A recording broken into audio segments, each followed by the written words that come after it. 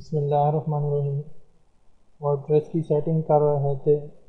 General writing और reading की setting page हमने सेट की थी।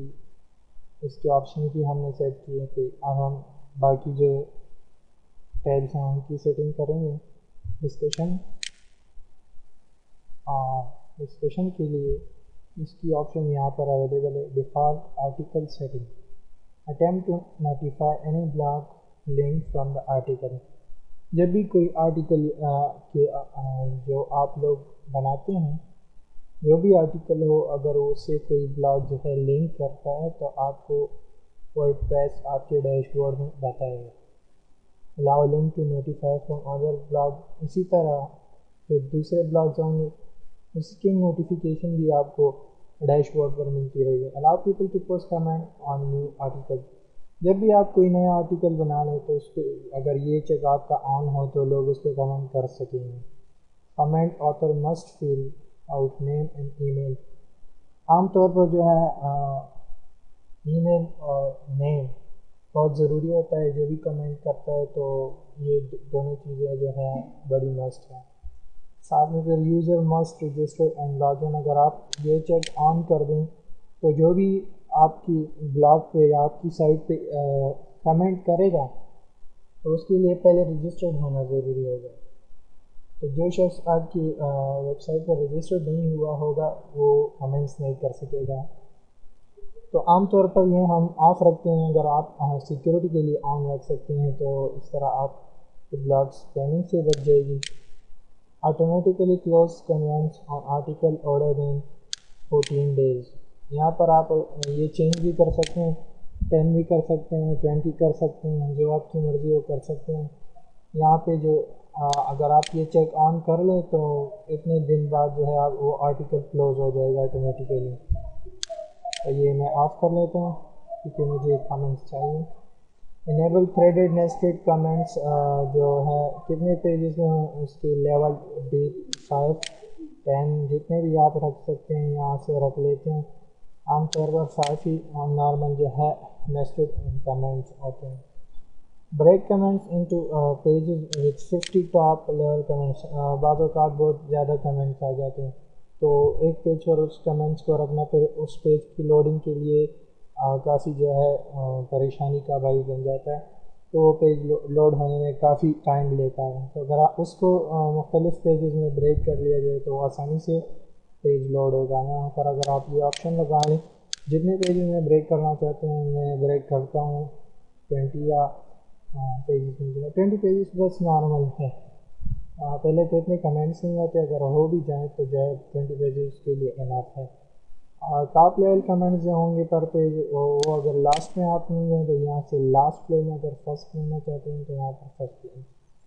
इसी तरह फिर comments should be displayed with the order या न्यूअर। जो कमेंट्स आएंगे वो टॉप पे जो पेज के कमेंट्स होंगे वो पहले वाले होंगे या पुराने वाले। आपकी मर्ज़ी, आप जो रखना चाहते हैं न्यूअर भी ले सकते हैं, मैं न्यूअर लेता हूँ, आप ओल्डर भी ले सकते हैं। Anyone post a comment. हर कोई जो है कमेंट को पोस्ट कर सकता है, कमेंट कर सकता है।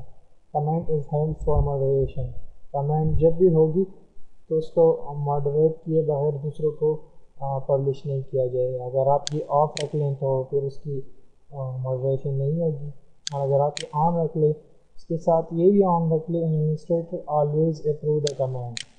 आपको ये एक ईमेल करेगा कि फ़लाने बंदे ने यहाँ पर एक कमेंट्स किए, उस कमेंट्स को आप अप्रूव कर दें। अगर कमेंट आपको अच्छी लगी आप अप्रूव कर सकते हैं, अगर आपको बुरी लगी आप जैसे डिलीट भी कर सकते हैं, स्पैम भी कर सकते हैं, आपकी मर्ज़ी है।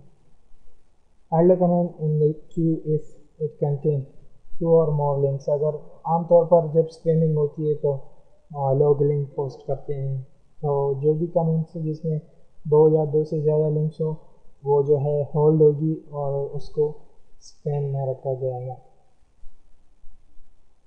व्हेन कमेंट कंटेन एनी, आप यहाँ पर वो लफ्ज़ जो हैं स्पेसिफाई कर सकते हैं। अगर आप चाहें जो ब्लैक लिस्ट आपके होंगे तो वो लफ्ज़ जो हैं मॉडरेशन के लिए फिर या अगर आप यूँ करें कि कोई आईपी ऐप उसको तंग कर रही है, आप यहाँ पर आईपी दे सकते हैं। इसी तरह अगर कोई वर्ड हो जो आप चाहते हैं कि यहाँ पर पोस्ट ना हो यहाँ पर कर सकते हैं। इसी तरह ब्लैक लिस्ट में भी आप कर सकते हैं वही बातें जो होगी तो ब्लैक लिस्ट में आएगी। राइटर्स के बारे में देखें कि ये छोटी सी इमेजेस होती है यहाँ पर कुछ इमेज अगर आप शो करना चाहें तो शो एरेटर ले लें, अगर नहीं करना चाहते तो यहाँ पर डोंट शो एरेटर। और उसके लिए मैक्सिमम पर रेटिंग में जो कुछ सूटेबल होती हैं कुछ पॉजिटिव, तो इसके लिए पॉजिटिव जो होगी usually for audience 13 and above, और जो जी के लिए सूटेबल फॉर तो इसमें सब लोग आ जाते हैं। और ये पीची जो है ये सिर्फ 13 से लेकर आगे तक पर are intended for adult audience से अबाउट 17। अगर कुछ ऐसा आपके हैं रेटिंग उसकी है कि 17 से अबाव तो उसके लिए आप यहाँ पर वो जो एज रिस्ट्रिक्शन है वो लगा सकते हैं।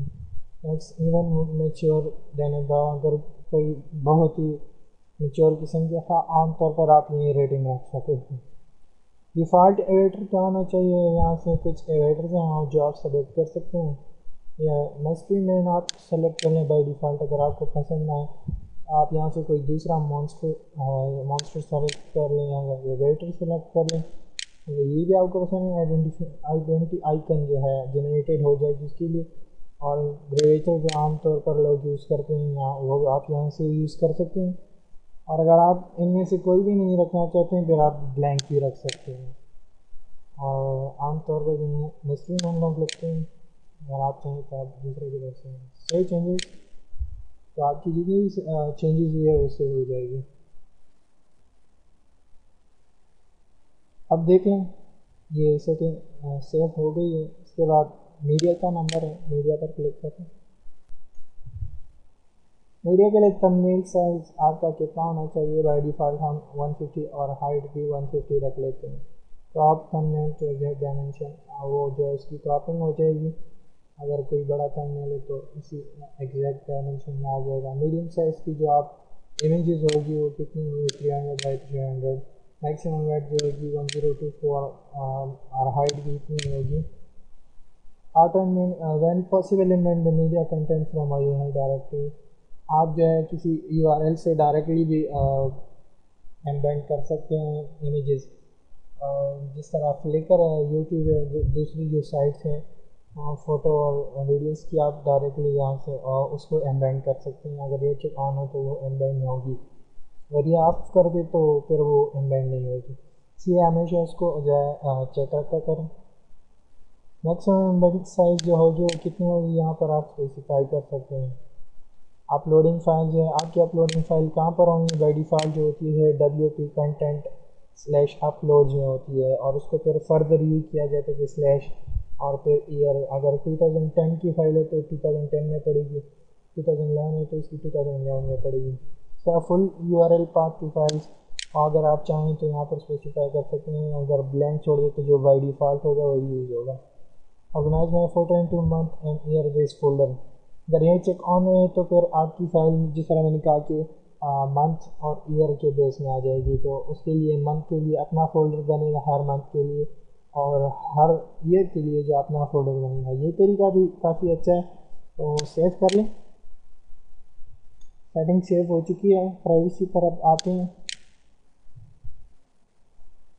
प्राइवेसी में क्या है, इसमें दो बातें हैं। या तो आपकी साइट हर किसी के लिए अवेलेबल हो, विजिबल हो, जिसमें सर्च इंजन भी आते हैं। इसमें मुख्तलिफ सर्च इंजन है, गूगल है, बिंग है और दूसरे कई किस्म के सर्च इंजन हैं। तो उसके लिए जो अवेलेबल होगी उसको जो अलाउ करेगी। अगर ये आप कर दें ब्लॉक तो सर्च इंजन जो इसे नहीं देख सकेगा, यानी इंडेक्स नहीं होगी सर्च इंजन पर। तो वो लोग जो चाहते हैं कि हमारा ब्लॉग जो है, हमारी वेबसाइट है सर्च इंजन के साथ फ्रेंडली ना है, तो आप यहाँ से सेलेक्ट कर सकते हैं। अगर आपकी कोई पर्सनल प्रिवेसी है, आप नहीं चाहते कि कोई हर बंदा देख सके, कुछ नॉर्मल जितने विजिटर्स आप चाहें तो वो देख सकें, इसके लिए आप दूसरा ऑप्शन कर सकते हैं। हम पहले लिंक को लेते हैं और सेव करते हैं।